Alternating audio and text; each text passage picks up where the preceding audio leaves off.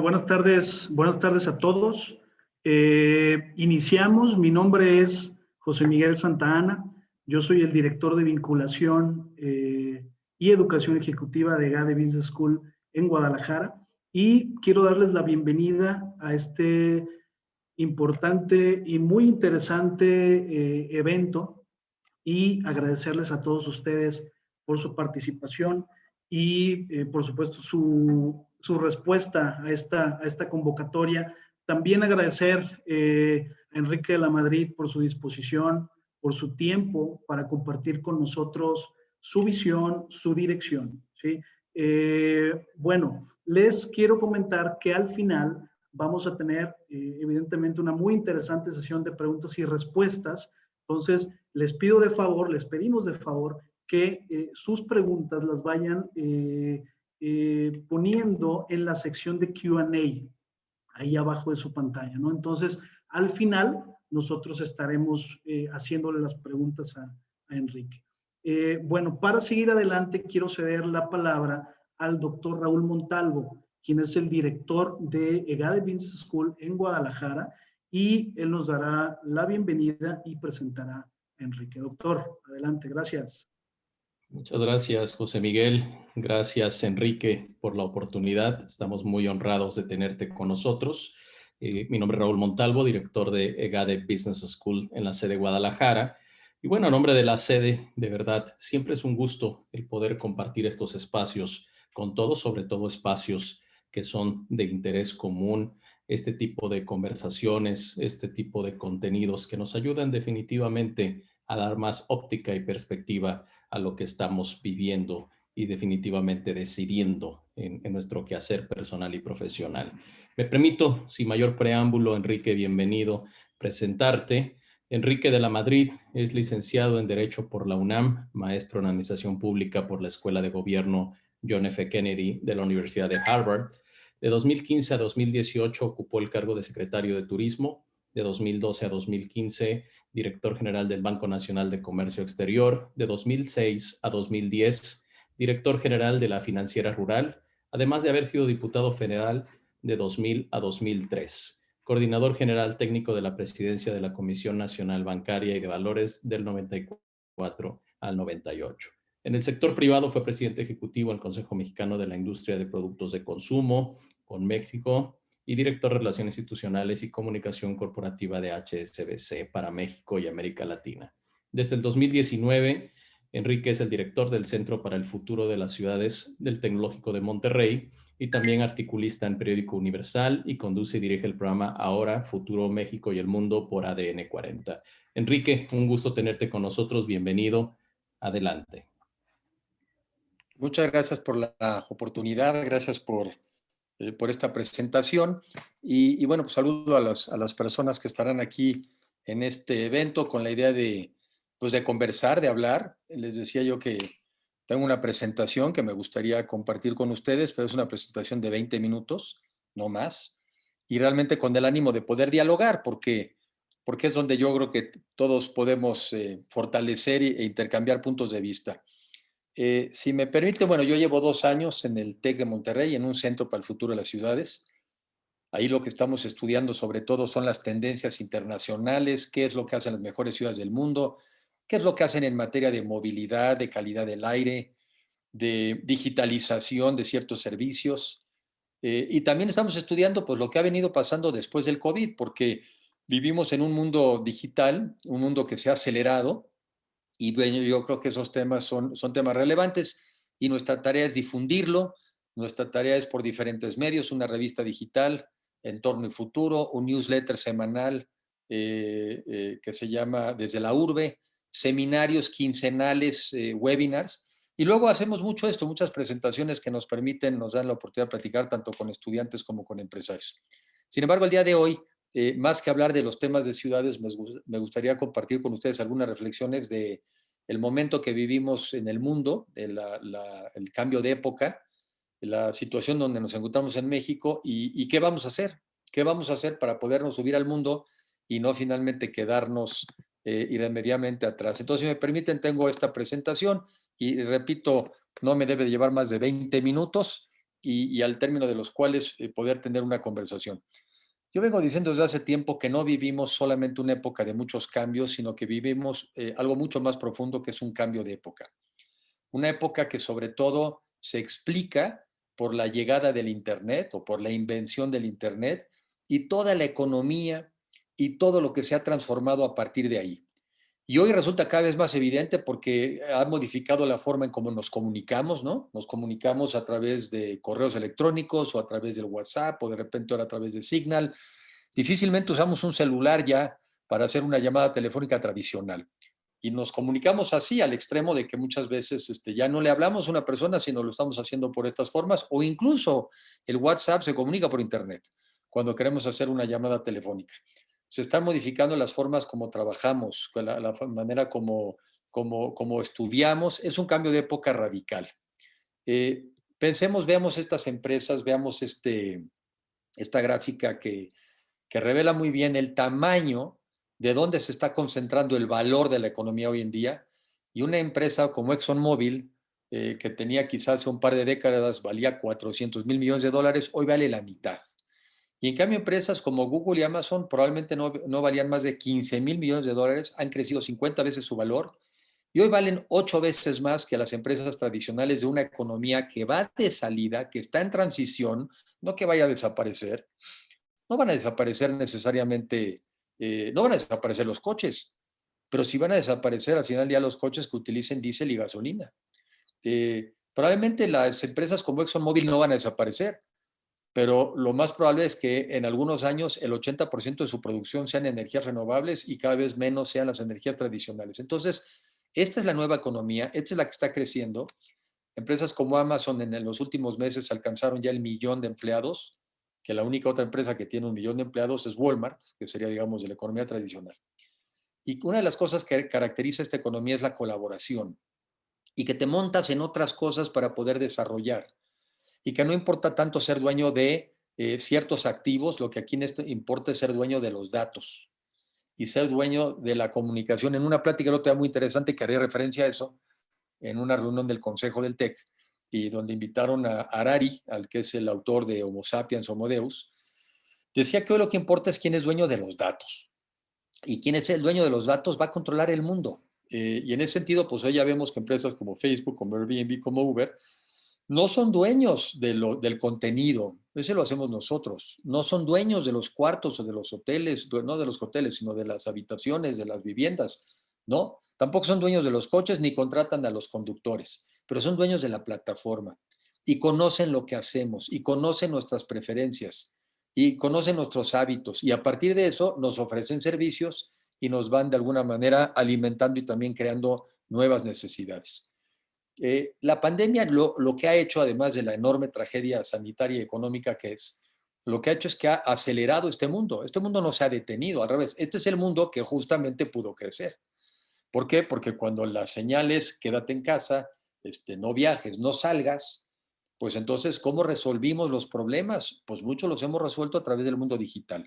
Y en ese caso se ha exponenciado el comercio electrónico, lo que estamos haciendo ahorita, el teletrabajo, lo que hubiera implicado en otra época muy probablemente un viaje a Guadalajara, una plática con ustedes, seguramente una comida riquísima y después tómate otro vuelo de regreso, en mi caso a la Ciudad de México. Yo hubiera hecho prácticamente una actividad en este día, que hubiera sido muy interesante porque hubiéramos platicado con muchos de ustedes. Pero yo llevo desde las 6:30 de la mañana, por cierto, una entrevista hoy en la mañana con gente de Guadalajara, después teniendo otras reuniones, después trabajando, después estando con ustedes. En fin, hoy hemos trabajado a partir de esta metodología de una manera mucho más eficiente, mucho más productiva. La telemedicina es algo que también estoy seguro va a detonarse porque pues nuestros servicios hospitalarios, nuestros servicios médicos están sobresaturados y sin embargo tenemos que atendernos de cosas comunes.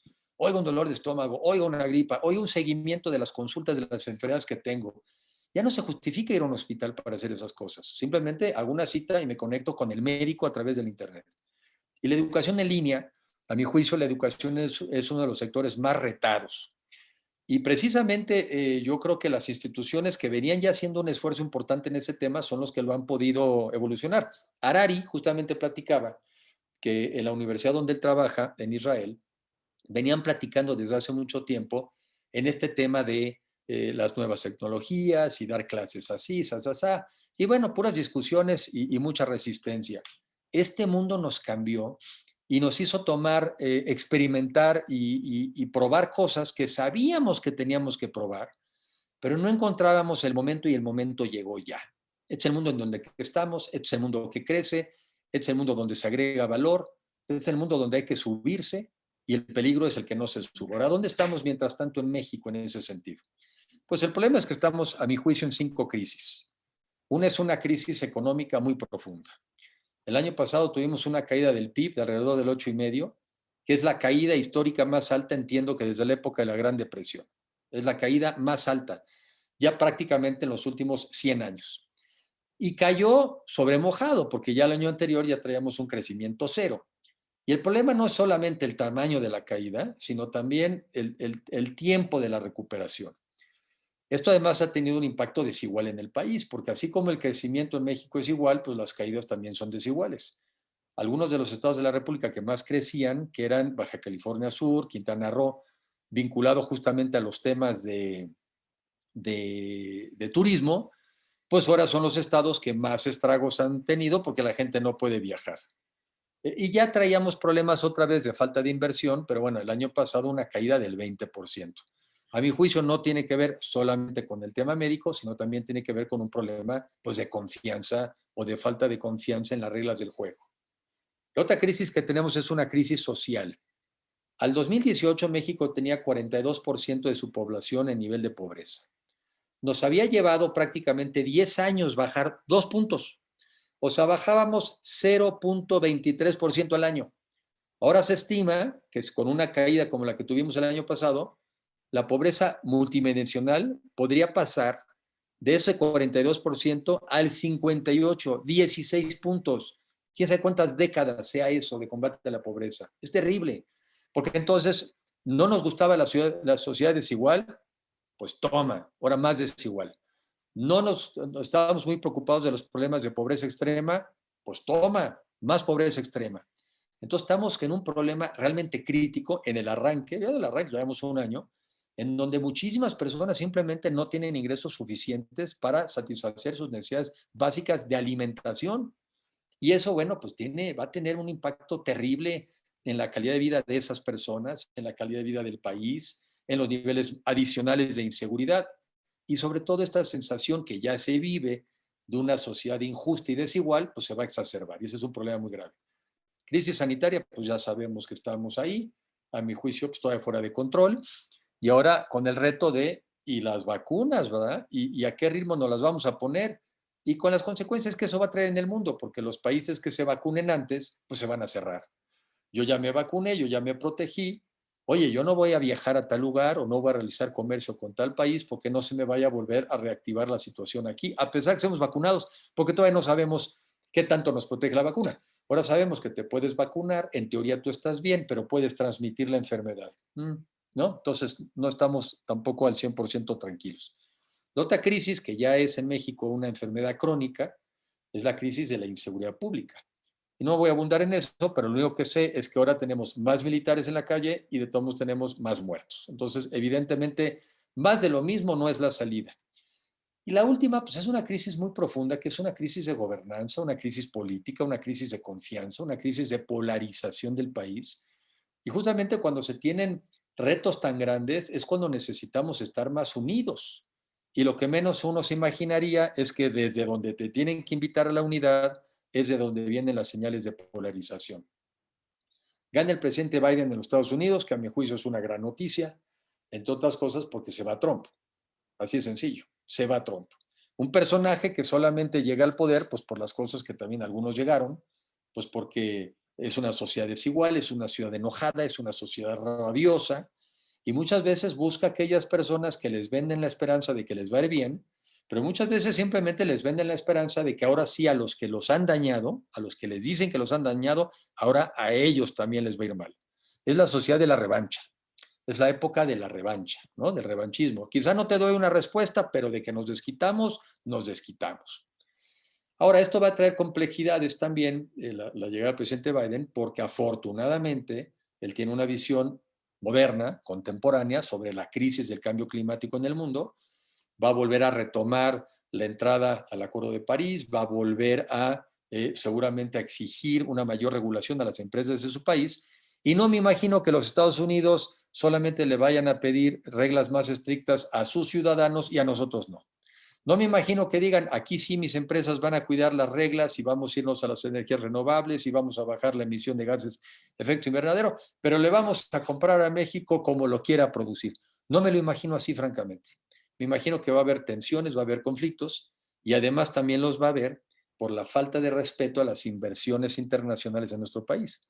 Cuando tú firmas un tratado de libre comercio, no solamente firmas temas de acceso a los mercados en materia de tráfico, de flujo, sino que también lo haces en materia de inversión y te comprometes a darle un trato nacional a los extranjeros. Bueno, quizá eso es lo que ya estamos haciendo en México, dándoles trato nacional a los extranjeros y por lo mismo también dándoles la misma incertidumbre a la parte de la inversión en nuestro país. Y del COVID, pues ya platiqué que no me imagino que acá o donde estemos en México, si no tenemos el tema controlado, nos van a dejar pasar a los países en que lo vayan resolviendo.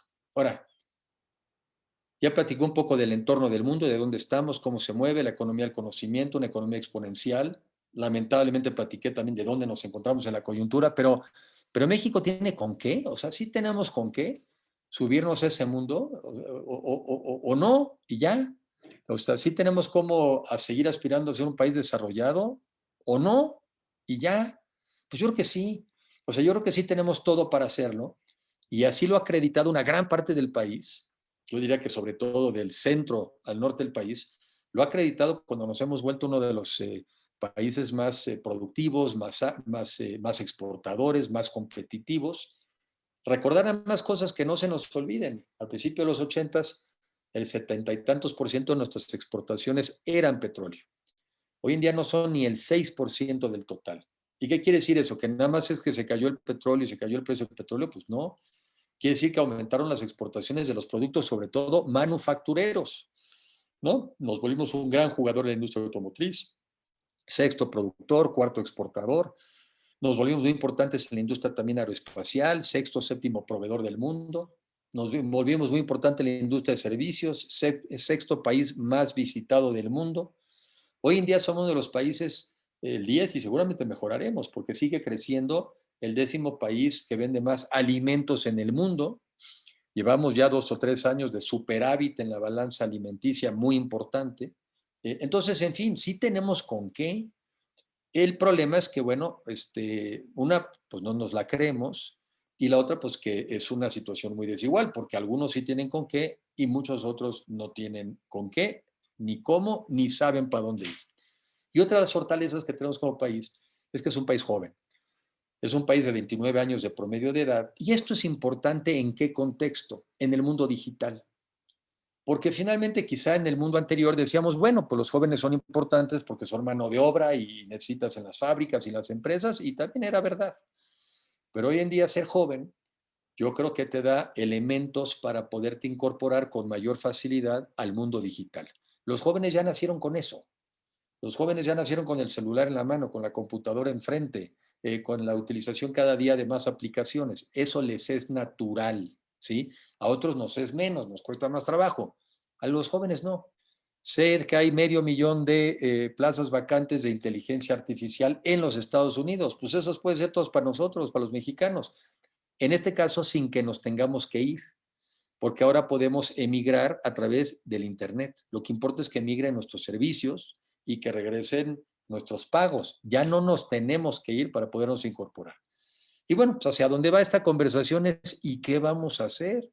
Porque si hay para dónde, si hay cómo, y sin embargo, bueno, pues estamos en una coyuntura y creo que es un momento de definición. Yo creo que la primera definición es qué tipo de país queremos tener. Y también un reconocimiento, por lo menos yo lo reconozco, de que por más que hayamos querido hacer algunas cosas relevantes en nuestras áreas de competencia, pues nos quedamos cortos. Y me parece también porque esta visión individualista, excesivamente individualista, de lo que importa es el éxito personal y ese es el que nos garantiza el éxito en la vida, acabó siendo falsa. Porque en la medida en que demasiadas gentes se nos queden atrás, nosotros no estamos bien ni estamos seguros, ¿sí? O sea, nos vendimos una versión de tú preocúpate de tu éxito, tú preocúpate de tu éxito y tú con eso ya la hiciste. Y no es así. Se nos fue quedando tanta gente atrás en el mundo y tanta gente atrás en México, que son precisamente las personas que están pidiendo a gritos, paren el mundo, párenlo, porque no puedo ir a ese ritmo, párenlo. Y entonces vienen estos populistas, demagogos, y vienen a decirles a esas personas, yo te voy a proteger, yo voy a parar el mundo. Y fíjese, yo no lo había visto así, lo dijo Thomas Friedman el otro día muy bien. El muro de Trump es un muro físico, pero también es una metáfora, es un símbolo. Yo te voy a proteger. Te voy a proteger contra los mexicanos horribles, ¿no? Violadores, asesinos, pero también yo te voy a parar, te voy a proteger este mundo, ¿no? A ti, americano de la industria automotriz, a ti, americano de la industria del carbono, a ti, americano del sector rural que has venido perdiendo competitividad. Yo te voy a detener esos vientos huracanados que hoy te están haciendo tanto daño. Ese es el mensaje. Y caray, yo no sé si estuviéramos en esa situación, sino también diríamos, la compro. La compro porque peor no puedo estar, la compro porque alguien finalmente se fijó en nosotros, la compro. Y entonces, bueno, si nosotros no estamos dispuestos a entender esa realidad y pensamos que vamos a enfrentar este mundo de emociones a través de nuestras razones, pues estamos francamente perdiendo el tiempo. Entonces, primero es qué tipo de país, un país incluyente, un país sustentable, un país que reconozca que vivimos en un problema de un cambio climático profundo, que debemos de ser corresponsables de las soluciones, y un país que progrese, pero que reparta los beneficios del progreso. Y bueno, y un país que participe, porque somos un país todavía en democracia. La democracia no es una meta que se alcanzó y ahí se queda. ¿Y qué es la democracia al final del día? Es muchas cosas.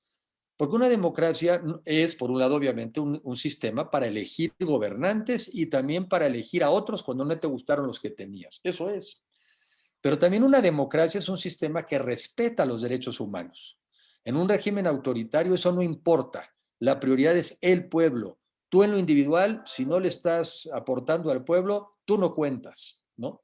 En una democracia también se han ido generando instituciones autónomas para también protegernos contra las mayorías, porque muchas veces gana una mayoría y llega la mayoría y dicen vamos a cambiar todo. No, no, no, fíjate que por eso pusimos instituciones para que no puedas cambiar todo. Y en una democracia lo que se privilegia es el diálogo y no la imposición. Esa es una gran diferencia. Entonces, bueno, creo yo sí creo en lo personal, que la democracia es un mejor sistema con todo y sus debilidades, pero pues hay que defenderla y este año es un año para defenderla votando. Y después también participando. Y creo en lo personal, y de eso podríamos hablar un poco más en la conversación, pues generando equilibrios, porque también una democracia parte del principio de la separación de poderes, que no se concentre el poder. Cuando el poder se concentra en exceso, pues dejas de ser una democracia. Y por último, con esto concluyo, y que era la lámina también anterior, pues una revalorización de las cosas en las que los mexicanos creemos, pero a veces creemos de vez en cuando. Somos súper solidarios en los temblores, súper solidarios en los huracanes. Es más, somos ejemplares. Pero se va el temblor y se va el huracán y a la gran mayoría se nos olvida el resto. Y nos sentimos muy cómodos con esta idea, repito, que nos vendimos de que tú tratas de hacer el bien para ti y finalmente le estás ayudando al bien a los demás. Pues no pero suficientemente. Y por último, bueno, pues tenemos que reconocer que de esta no vamos a salir más que en unidad. No todos tenemos que pensar lo mismo, pero sí todos tenemos que estar de acuerdo en que tenemos que buscar consensos y puntos donde nos pongamos de acuerdo. Y respetaremos algunos puntos donde hoy todavía no nos ponemos de acuerdo. Pero una sociedad, una familia, un trabajo, un grupo de amigos que no logran consensos mínimos están destinados al fracaso. Y por eso las sociedades que se polarizan, pues no están más que destinadas a caer en regímenes autoritarios, porque entonces la gente empieza a reclamar toda orden, queremos orden. Bueno, pues dije que no me iba a pasar, creo que no me pasé de los 20 y agradezco otra vez la oportunidad y con mucho interés en platicar con ustedes y compartir algunas de estas reflexiones. Gracias.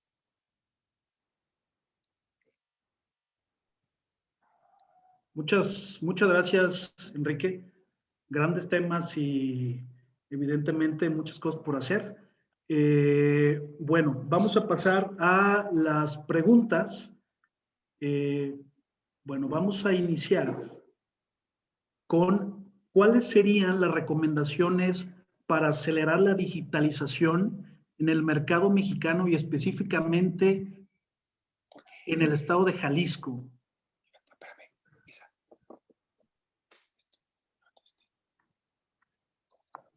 Perdón, Teo, ¿cuáles serían para digitalizar en el estado de Jalisco? Las recomendaciones para acelerar la digitalización en general en el mercado mexicano, pero también tratando de enfocarnos en el estado de Jalisco, las oportunidades de digitalización en Jalisco. Bueno, a ver, yo creo que una cosa muy importante es que se tiene que aumentar la penetración del Internet en todo el país. Porque al final del día, lo que necesitamos es que todos estemos conectados para después todos podernos subir a los diferentes servicios que se da. Pensemos en alguno, en la banca. Me parece que no hay ninguna razón, salvo que no tuviéramos acceso a Internet, pues para que estuviéramos todos digitalizados y que todos estuviéramos realizando nuestros pagos a través de la banca electrónica.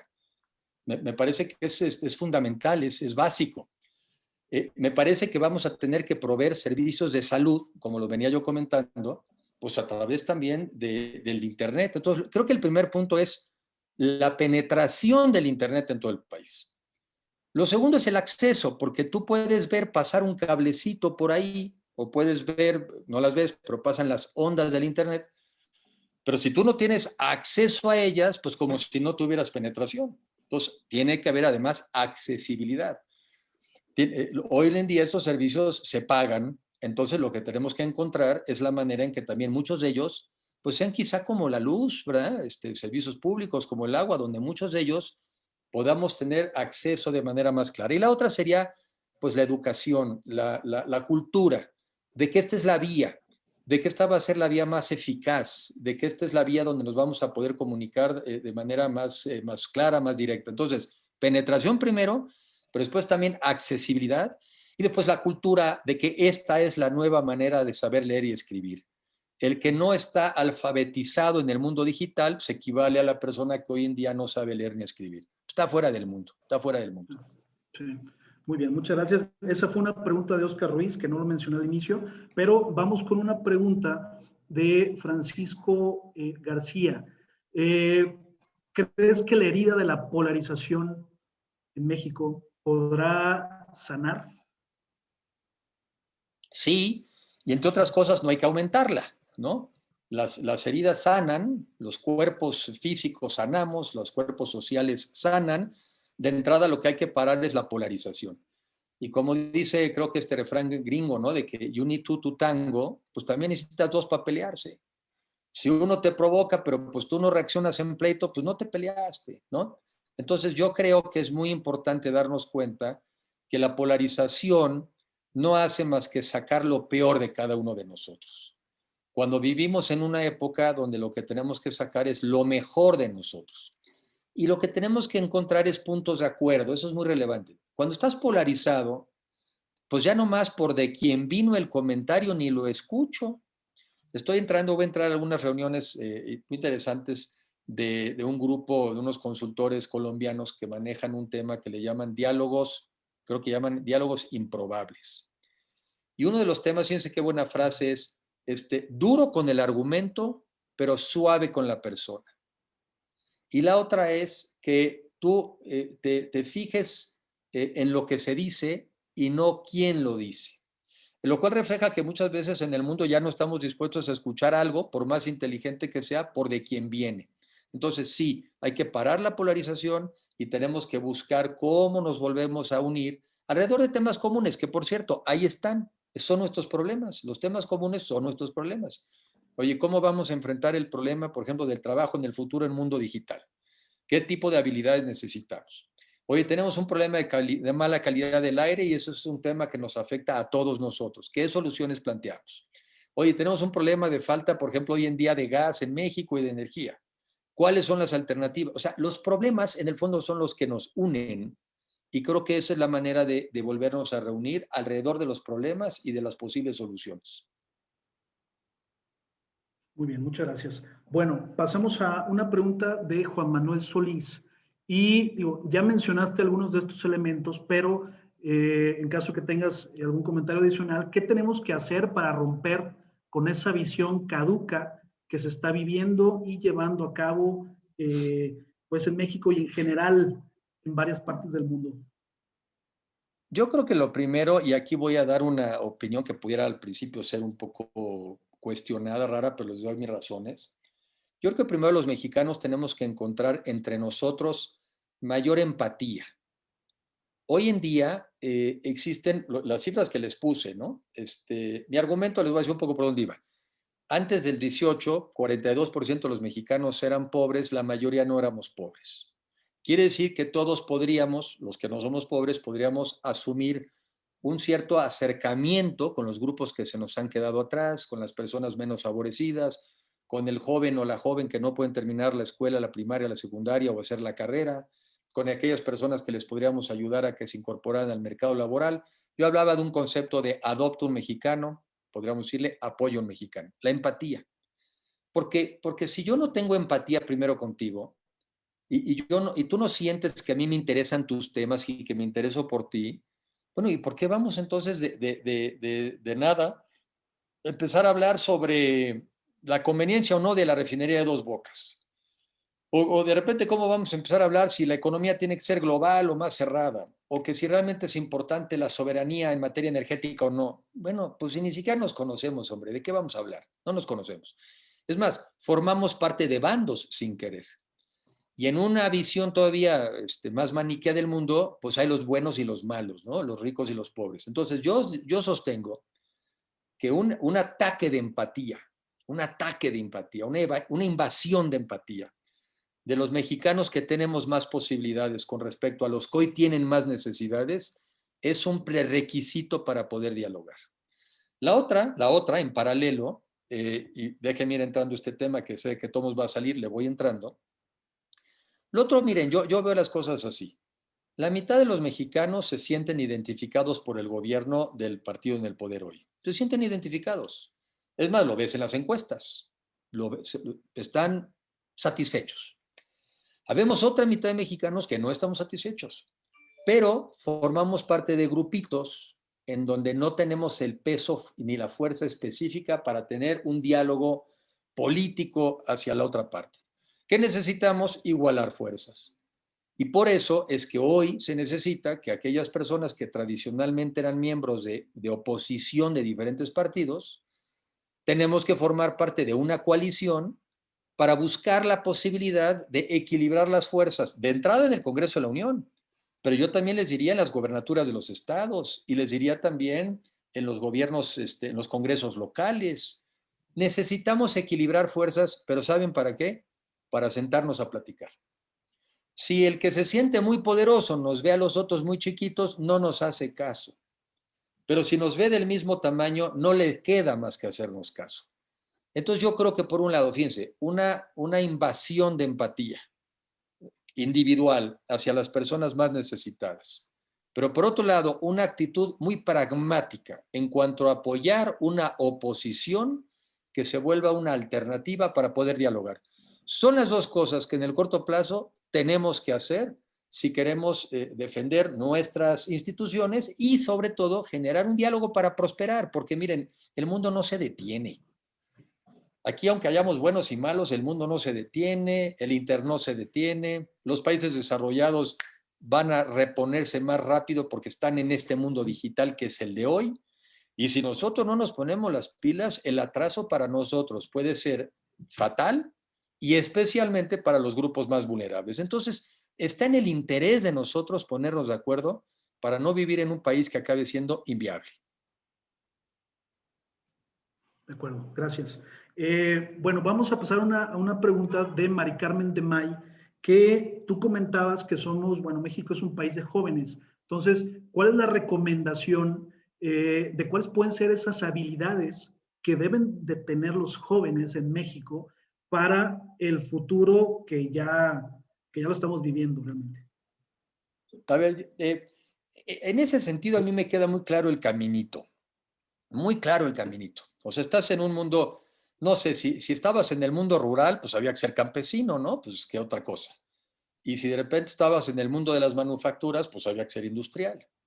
En este caso estás en el mundo digital.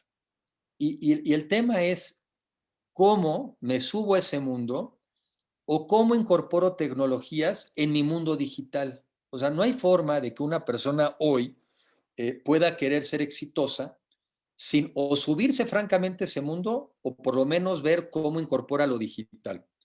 Ayer platicaba, yo tengo un programa que aprovecho para anunciar que se llama Ahora Futuro, México y el Mundo. Es un programa que sale los sábados, ADN 40, pero también se puede ver en YouTube. Ahora Futuro, México y el Mundo. Y una de las cosas que yo aprendo mucho ahí es que me la paso entrevistando a mucha gente joven, a muchos emprendedores, muchas cosas. Y realmente te das cuenta, yo como lo vería, es que todos los problemas hoy tienen una posible solución digital. Es más, ayer me decía una persona, un empresario, un emprendedor, y creo que tiene razón. Y creo que en el fondo los que estamos en el servicio público, los que estamos en las empresas, el tema un poco es el mismo. Les voy a decir en qué sentido. Los que hemos estado en el gobierno, nuestra chamba es resolver problemas. Es nuestra chamba. Tratar de resolver problemas. Y el que está en los negocios es tratar de hacer de la resolución de un problema un negocio. ¿Sí? O sea, yo me dedico a detectar problemas y a ver de eso cómo hago un negocio. Hoy en el mundo digital y en el mundo del COVID se hicieron enormes los retos y así están siendo las oportunidades. ¿Sí? Ejemplo, un restaurante. Un restaurante tradicional, pues esperaba que la gente llegara y se sentara en el restaurante. Pues en el mundo post-COVID no llega nadie. Bueno, pues que han hecho muchos restaurantes, buscaron la manera de incorporarse al mundo digital, fue una de las pláticas de ayer, hacer aplicaciones para que entonces los clientes que lo éramos antes de los restaurantes, pues podamos pedirles a través de la aplicación algo de comer y nos lo mandan. Ese restaurante, si no se monta el mundo digital, se muere. Los negocios, los supermercados también te están mandando comida. Tienes ya también la plataforma, te metes al internet, haces el pedido, haces el pago por ahí y te mandan una persona con la comida. Así está. Los ejemplos son que el mundo ya era digital y se volvió hiperdigital. El joven hoy se puede subir al mundo digital porque además hoy puede tomar cursos más cortos, más modulares. Ya no necesitas la carrera de 4 años para de repente a la salida a trabajar. Hoy en día hay cosas mucho más cortas, más enfocadas. Entonces, el joven la tiene clarísima hacia adelante.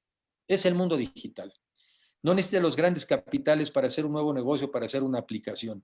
Lo que sí se necesita es asumir que este es el mundo y obtener las habilidades y estar constantemente capacitándote porque algo cambia muy rápido. Hoy en día cambia el mundo. Pero aún cuando cambie rápido, será un mundo digital.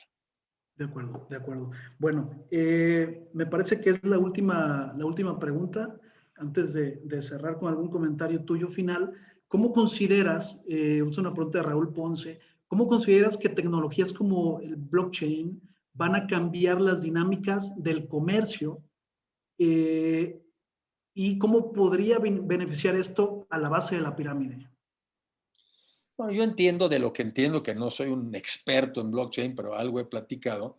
Yo entiendo que al final del día lo que te da es una especie como de certificación de procesos y que te va quedando claro que cada uno de esos procesos, la información ha sido de alguna manera validada y certificada. O sea, te van a dar, te van a dar la certeza que quizá antes te daba un notario, ¿no? Que daba fe. Pues aquí te dan fe el hecho de que participan muchos en la validación de la información. Otra vez, es un mundo digital, eso no se hace a mano, eso se hace en el Internet. Y yo creo que eso podría facilitar los temas del comercio, la certidumbre, porque a ver, hoy en día, ¿no? Tú exportas algo y esperas que de regreso haya un pago y acaba siendo un acto de fe. Bueno, cuando estas instituciones que son nuevas y se incorporan a las que ya teníamos, entiendo que hoy en día tienes hasta la posibilidad de hacer blockchain para temas incluso de resolución extrajudicial. En México tenemos un proceso, un sistema judicial anacrónico, viejo, pero es que tampoco todos los conflictos de una sociedad se tienen que pasar por un poder judicial. Bueno, pues ya también hay procesos en donde se involucra el blockchain de negociaciones a través del Internet para dirimir muchas controversias entre la sociedad. Yo digo que es un facilitador. El ser humano está aquí, el ser humano conduce, el ser humano es el que decide para dónde, pero son herramientas que nos facilitan nuestro trabajo, son herramientas que nos hacen más competitivos y son herramientas que el que no las tiene, pues va a ser menos competitivo con el que las tiene. Ese es el tema. O sea, si nadie lo fuera a usar, pues no hay problema. Pero el problema es que el que sí lo vaya a usar, pues se vuelve mucho más competitivo que el que no. Y yo, una de las reflexiones que quiero dejar es que para dónde va el mundo sí depende de nuestra voluntad y de nuestra decisión de participar. Eso sí. O sea, lo que no podemos caer es en actitudes cínicas de no hay nada que hacer, así es esto, el mundo de la política es horrible, esto es un desastre, yo mejor me enfoco en lo que a mí me toca hacer. No, porque el futuro de nuestras economías, el futuro de si México va a ser o no más digital, si va a ser o no más globalizado, si va a ser más o no más moderno, si va a ser o no más incluyente, sí pasa hoy en día por decisiones de tipo político. Y político no la gente se quede con esta impresión de que político solamente es lo que pasa por un partido. No. El político es todo aquello que tiene que ver con la sociedad y con sus problemas. Y creo que todos estamos obligados a participar en la definición, una, de los problemas que tenemos y dos, de su solución. Sí nos toca a todos. Y si no lo hacemos, bueno, pues entonces pues tendremos que ir aprendiendo otros planes porque el mundo no va a ser el que pensábamos que iba a ser, no nos va a jugar a favor y entonces puede acabar siendo un escenario muy desfavorable. De acuerdo, de acuerdo. Bueno, pues damos por terminada este evento, esta charla. Enrique, nosotros a nombre de GADE Business School Guadalajara te agradecemos mucho tu tiempo, tu visión. Nos llevamos el comercial de tu programa. Entonces, no sé, doctor, ¿tiene alguna reflexión final, un comentario? Nada más agradecerte mucho, como siempre, por esta oportunidad y siempre, bueno, es interesante escucharte y escuchar los contenidos que tú nos compartes. Y bueno, pues sigamos definitivamente trabajando para establecer esos puentes entre nuestro querido México para seguirlo fortaleciendo. Muchas gracias y buena tarde a todos. Gracias, Enrique. Gracias por la oportunidad. Muy buenas tardes. Gracias.